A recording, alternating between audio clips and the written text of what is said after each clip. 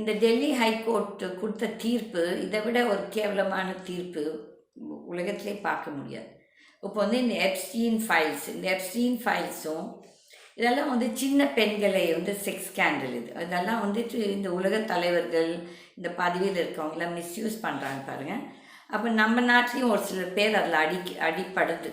இது வந்து கடவுள் தான் இவங்களை எல்லாத்தையும் வந்துட்டு வெளியே கொண்டு வரணும், இவங்களை எல்லாம் தண்டிக்கணும்.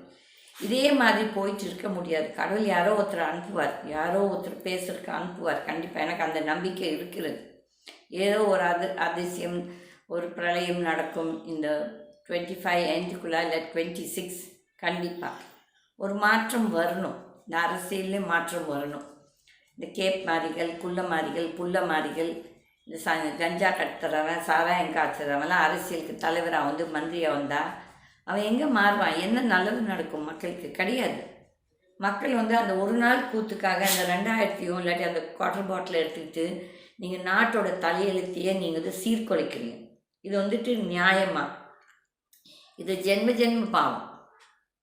நீங்கள் நினைக்கலாம், ஓ நான் வந்துட்டு பணத்தை வாங்கிட்டேன், நீங்கள் அன்றைக்கி வேணால் ஒரு நாள் கூத்து பண்ணலாம்.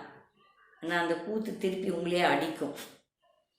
அரசியல் கட்சி தலைவர்களும் நீங்கள் வந்துட்டு அந்த காலெல்லாம் போச்சு.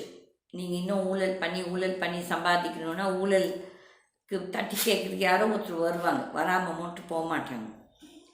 அதனால் நான் எதிர்பார்க்குறது ஏதோ ஒரு அதிசயம் நடக்கும் என்று